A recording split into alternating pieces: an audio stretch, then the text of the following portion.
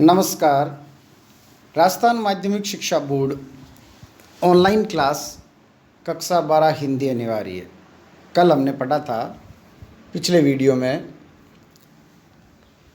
नीति के दोहे जो रहीम द्वारा लिखे गए हैं, उनमें हमने इस दोहे तक पढ़ लिया था। रहीम मन निज मन की विथा मन ही रखो गोई, सुन अठिले हैं लोग सब दुख न बांटे कोई।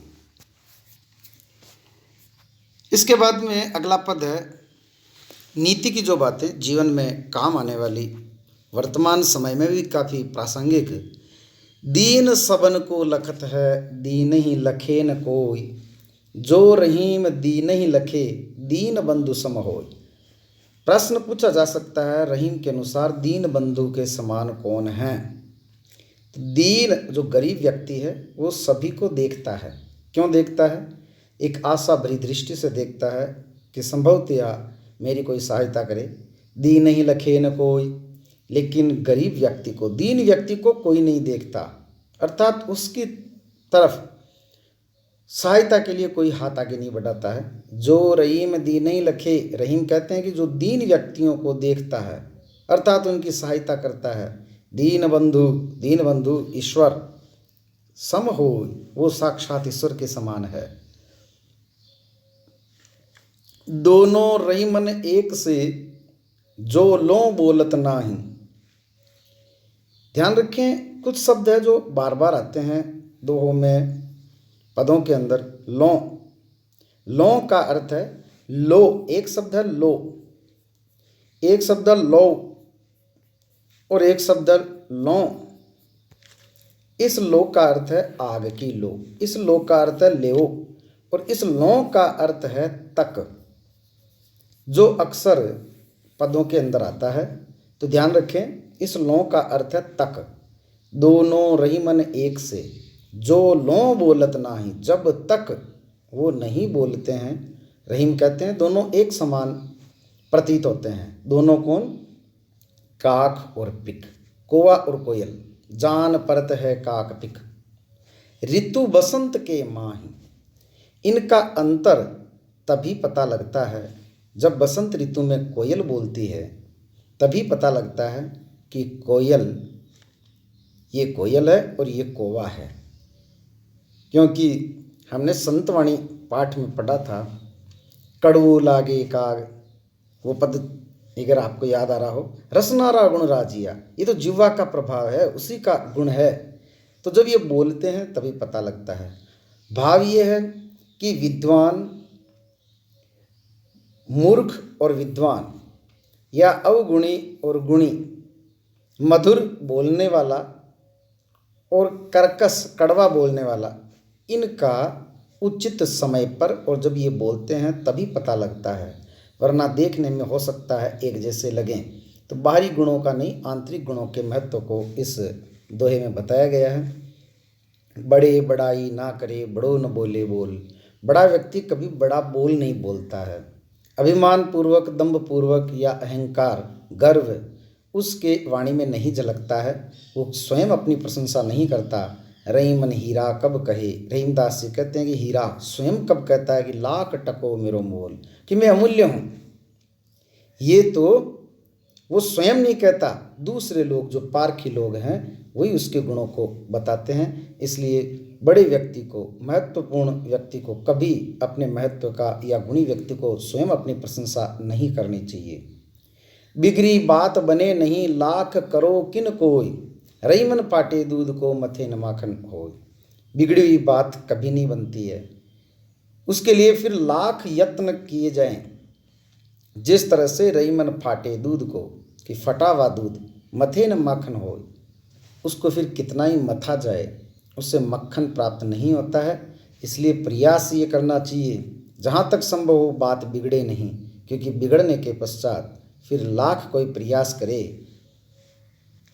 लाख करो किन को, चाहे लाख प्रयास किए जाए, फिर बिगड़ी बात पुनः वापस बनना बहुत मुश्किल होता है। विपत्ति भये धन ना रहे, रहे जो लाख करोड़। विपत्ति के समय, संकट काल में लाखों करोड़ों की संपत्ति भले ही हो, लेकिन वो विपत्ति के समय नहीं रहती है, नष्ट हो जाती है। जिस तरह से नभ तारे छिप जात है, ज्यों रहीम भय भोर। रहीम कहते हैं कि जिस तरह से भोर के समय प्रभात होते ही नभ में तारे छिप जाते हैं। पूछा जा सकता है यहाँ भोर किसका प्रतीक है? यहाँ भोर है विपत्ति काल का प्रतीक। विपत्ति के आते ही जिस तरह से धन छिप जाता है, नभ यहाँ धन का प्रतीक है, उसी तरह से भोर होते ही जिस तरह से नभ छिप जाते हैं, उसी तरह से विपत्ति आते ही धन जो है वो नष्ट हो जाता है। छिप जाना अर्थात नष्ट होने का प्रतीक। इस तरह की तैयारी विशेष करके प्रथम श्रेणी व्याख्याता भर्ती परीक्षा और वरिष्ठ अध्यापक भर्ती परीक्षा जैसी परीक्षाओं में इन पाठ्य पुस्तकों से जब प्रश्न पूछे जाते हैं तो ये पता होना चाहिए। मांगे घटत रहीम पद, कितो करो बड़ी काम, तीन पैग वसुधा धरो, वसुधा करो तऊ बावने नाम। इनके पीछे की छिपी अंतर कथा पता होनी चाहिए। रहीमदास जी कह रहे हैं कि मांगे घटत, मांगने से घट जाता है। क्या घट जाता है? पद अर्थात मान, प्रतिष्ठा। कितो करो बड़ी काम, आप चाहे कितना ही अच्छा या महत्वपूर्ण काम कर रहे हो, लेकिन यदि आपने मांगा है किसी से तो उसका पद मान सम्मान घट जाता है।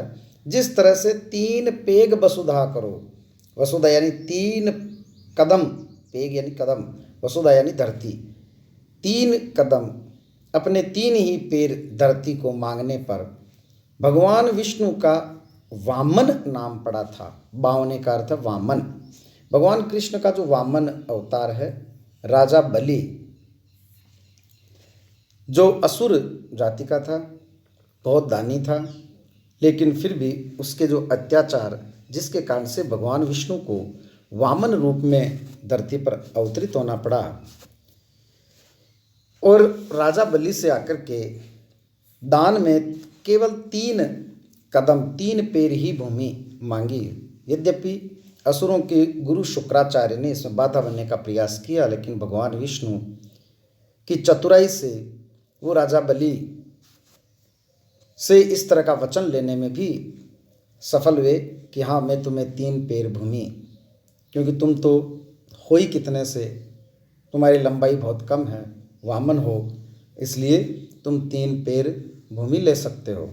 ऐसा कहा जाता है कि भगवान विष्णु ने अपना विराट रूप बना करके संपूर्ण पृथ्वी, संपूर्ण ब्रह्मांड को दो कदम में माप लिया था।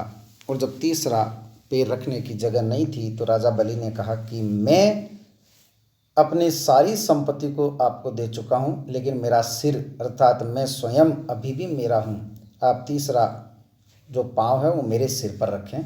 और राजा बलि को उसके सिर पर पाँव रख करके भगवान विष्णु ने पाताल लोक भेज दिया। तो ये कथा जो है, उसके बाद में भगवान कृष्ण का नाम वामन पड़ा, उनका नाम जो है वो घट गया कि भगवान विष्णु को भी मांगना पड़ा।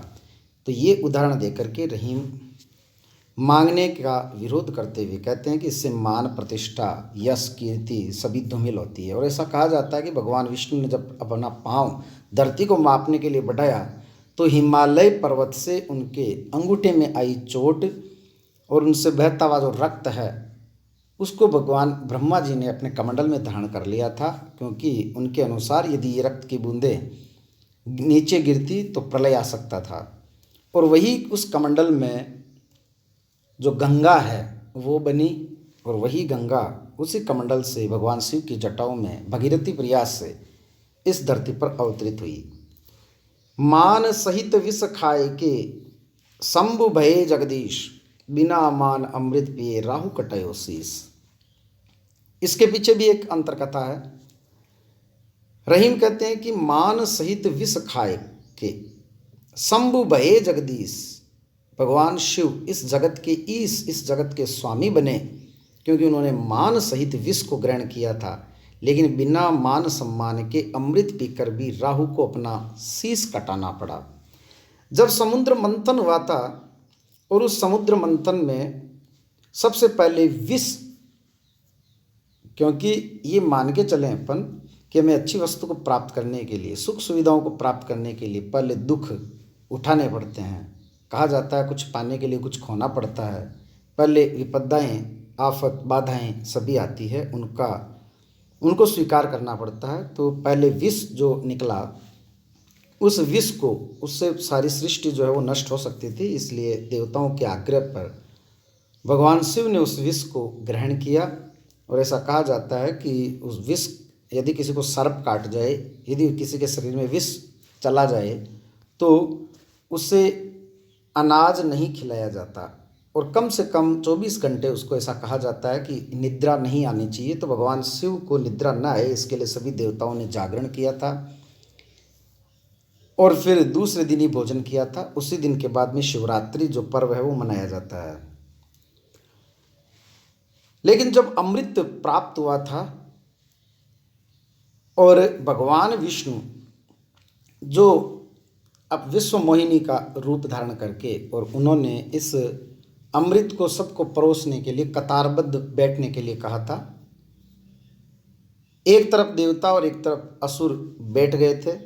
जब देवताओं को पिला रहे थे, क्योंकि पहले देवताओं को पिलाने के लिए राक्षसों को, असुरों को राजी कर लिया था भगवान विष्णु ने, राहु बड़ी चालाकी से देवताओं की पंक्ति में अपना वेश बदल करके आकर के बैठ गया था। जो ही भगवान विष्णु ने अंतिम देवताओं की कतार में बैठे हुए देवताओं के रूप में राहु को भूलवश वो अमृत डाल दिया था, और राहु ने जो ही उसको धारण किया, अमृत का पान किया, वो गले पर पहुंचा नहीं, उससे पहले भगवान विष्णु को आभास हुआ कि ये राहु है, और उन्होंने अपना सुदर्शन चक्र से उसके गले को काट दिया। लेकिन गले तक अमृत पहुंचने के कारण राहु अपने उसी रूप में, सिर रूप में, मुख रूप में, देवताओं के रूप में भी उसकी गणना की जाती है, उसको पूजा जाता है। लेकिन उन्होंने बिना मान सम्मान के अमृत का पान किया, इसलिए उनको अपना सिर कटाना पड़ा। रही मन जिह्वा बावरी, कही गई सर्ग पताल, आपू तो कहीं भीतर रही, जूती खात कपाल। इसका अर्थ तो आप सब समझ गए होंगे। रही मन जिह्वा बावरी, रहीमदास जी कहते हैं कि ये जिह्वा तो बावरी है, पागल है। कही गई सर्ग पताल, स्वयं तो कह करके, और पताल, सर्ग पताल अर्थात अंदर चली जाती है। आपू तो कहीं भीतर रही, जूती खात कपाल, लेकिन जूते कपाल को खाने पड़ते हैं। करे कोई भरे कोई, इस तरह के अर्थ को व्यक्त करता हुआ ये दोहा, जिसमें ऐसा कहा गया है कि जिह्वा का जो बुरा कार्य है उसको सिर को भुगतना पड़ता है, इसलिए तोल बोल करके बोलें। अमृत ऐसे वचन में रही मन रिस की गांस। अमृत के समान जो मधुर वचन होते हैं, उपदेशपूर्ण वचन होते हैं, रहीमदास जी कहते हैं कि उसमें भी यदि वो क्रोधपूर्ण तरीके से कहा जाए तो वो रिस की, यानी क्रोधपूर्ण तरीके से कहा गया जो कथन है वो भी उस गांठ के समान है। गांस का अर्थ है गांठ। जैसे मिस्री हूँ मैं मिले, निरस बांस की फांस। वर्तमान समय में धागे के चारों तरफ जो चीनी है उसी से मिस्री बनाई जाती है, लेकिन किसी समय में ये धागे का जब आविष्कार नहीं था या धागा प्रयुक्त नहीं होता था, उस समय जो बांस की फांस होती थी उसके चारों तरफ ये चीनी का घोल करके और मिश्री बनाई जाती थी। जब मिश्री खाते थे तो ये बांस की जब फांस आती थी तो वो नीरस लगती थी। मिश्री बहुत मीठी लगती थी, लेकिन वो बांस की जो फांस है वो नीरस लगती थी। उसी तरह से अमृतपूर्ण, उपदेशपूर्ण कहे गए वचनों को यदि क्रोध में कहा जाए, क्रोधपूर्ण कहा गया कथन, वो नीरस प्रतीत होता है। ये सभी उदाहरण अलंकार के माध्यम से कहे गए दोहे हैं, लिखे गए दोहे हैं। तो इस तरह से हिंदी अनिवार्य का ये जो तीसरा अध्याय है वो आज समाप्त हुआ। कई लोग कहते हैं कि नोटिफिकेशन नहीं आता है, तो सब्सक्राइब के पास वाले बटन के पास जो बेल आइकन है वो ज़रूर दबाएं, ताकि आपको नया वीडियो डालते ही आपको सूचना मिल सके। इसके बाद में हम चौथा अध्याय पढ़ेंगे। इस तरह से हमारे 3 अध्याय समाप्त हुए। धन्यवाद।